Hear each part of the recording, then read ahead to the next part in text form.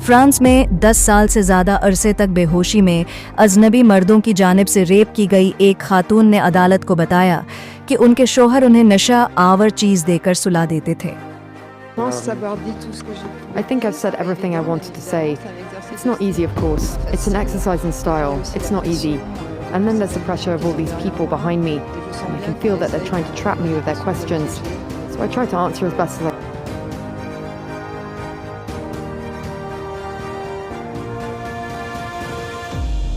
इस मुकदमे ने फ्रांस को हिलाकर रख दिया क्योंकि इसमें ये संगीन इल्ज़ाम शामिल है कि एक शख्स ने मुतअद्दिद अजनबियों से अपनी 72 साला अहलिया का रेप करवाया।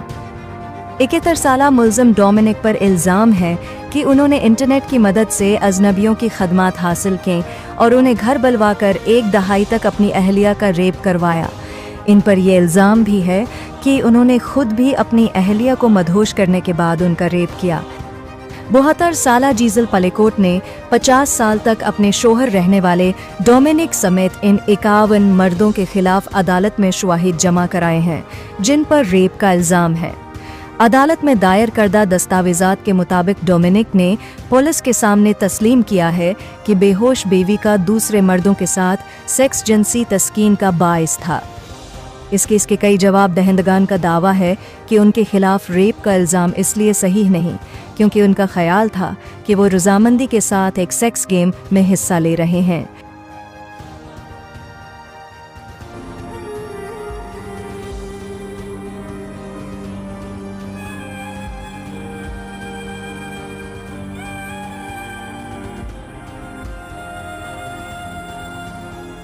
तहम जीजल ने अदालत को बताया कि इस सेक्स में उनकी रजामंदी नहीं थी और वो कभी भी जानबूझकर सोने का दिखावा नहीं करती थी।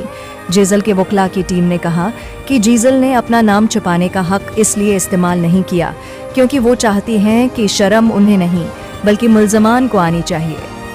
जीजल ने अदालत को बताया कि वो इन तमाम ख्वातीन के लिए आवाज़ उठा रही हैं जिन्हें लाइल्मी में रखकर नशा आवर चीज़ देकर बेहोश किया गया। वो ये भी चाहती हैं कि किसी भी खातून को ऐसे वाक़ियात से न गुजरना पड़े। जीजल कहती हैं कि नवंबर 2020 के दौरान पुलिस ने एक बार उन्हें कहा था कि वो अपने शौहर के साथ तफ्तीश में बैठें। इस वक्त उनके शौहर को एक सुपरमार्केट में ख्वातीन की स्कर्ट के नीचे से उनकी तस्वीर लेते हुए पकड़ा गया था। जीजल ने अदालत को बताया कि उन्हें लगता था पुलिस के साथ ये मुलाकात उस वाक़ये से मुताल्लिक़ थी।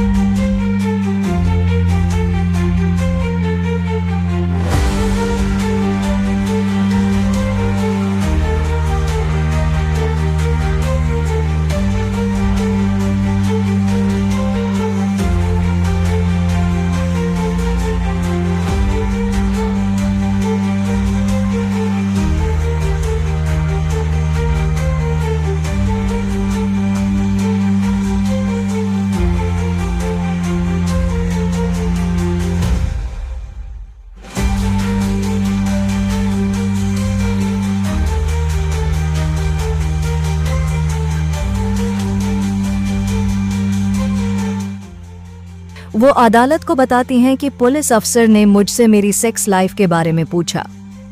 मैंने उन्हें बताया कि मैंने कभी पार्टनर स्वैपिंग या थ्रीसम नहीं किया था। मैंने बताया मैं एक ही शख्स के साथ जिंदगी गुजारने वाली खातून हूँ। मैं अपने शोहर के अलावा किसी दूसरे शख्स की जानिब से छूने को बर्दाश्त नहीं कर सकती। लेकिन 1 घंटे बाद पुलिस अफसर ने कहा, मैं आपको कुछ चीजें दिखाने जा रहा हूँ जो आपको अच्छी नहीं लगेंगी। उन्होंने फोल्डर खोला और मुझे एक तस्वीर दिखाई। खुद को इस हालत में पहचानना मुश्किल था। फिर उन्होंने मुझे दूसरी और तीसरी तस्वीर दिखाएं। मैंने उनसे रुकने को कहा। ये नाकाबिले बर्दाश्त था। मैं बेड पर बेहोश थी और एक मर्द मेरा रेप कर रहा था। मेरे पैरों तले से ज़मीन निकल गई। जीजल कहती हैं कि उस वक्त तक उनकी शादी बहुत खुशगवार थी। उन्होंने और उनके शौहर ने सेहत और पैसों से मुताल्लिक़ कई परेशानियों का मुकाबला किया था। उन्होंने कहा कि उन्होंने सुपरमार्केट में होने वाले वाक़े पर अपने शौहर को माफ़ कर दिया था, इस वादे पर कि वो आइंदा ऐसा नहीं करेंगे। उन्होंने अदालत को बताया कि हमने जो कुछ साथ बनाया था वो सब बर्बाद हो गया। हमारे 3 बच्चे, 7 निवासे हैं। हम मिसाली जोड़ा हुआ करते थे। मैं गायब हो जाना चाहती थी, लेकिन मुझे अपने बच्चों को बताना था कि उनके वालिद को गिरफ्तार कर लिया गया है। मैंने अपने दामाद से कहा कि मेरी बेटी के साथ रहे जब मैं उन्हें बताऊं कि उनके बाप ने मेरा रेप किया और दूसरों से मेरा रेप करवाया।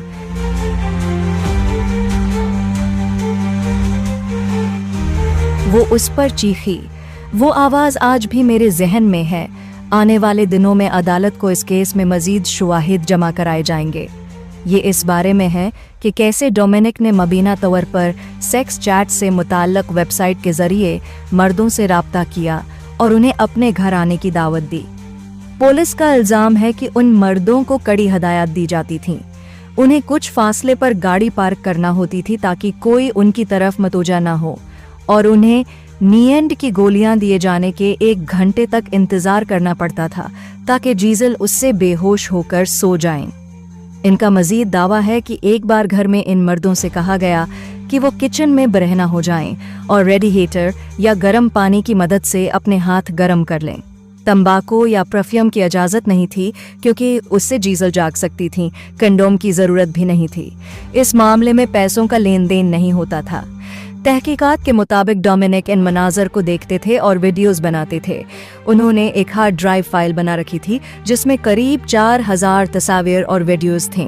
ये सुपरमार्केट में ख्वातीन की स्कर्ट के नीचे से तस्वीर खींचने का ही मामला था कि पुलिस ने उनके कंप्यूटर से ये फाइल्स बरामद की।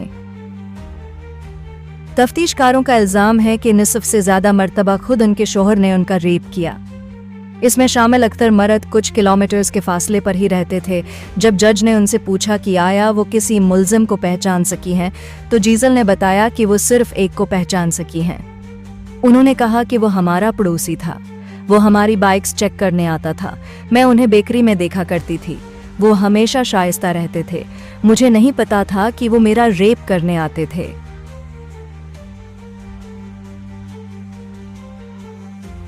ने जीजल को याद कराया कि कुछ लोग बेकसूर हो सकते हैं।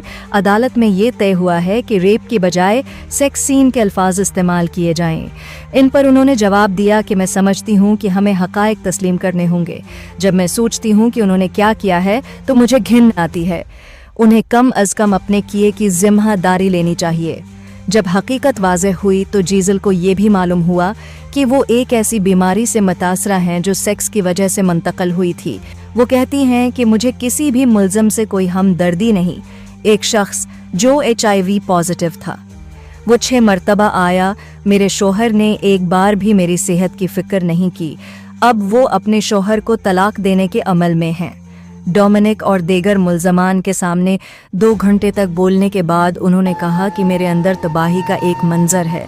बाहर से मजबूत हूँ लेकिन अंदर से टूट चुकी हूँ।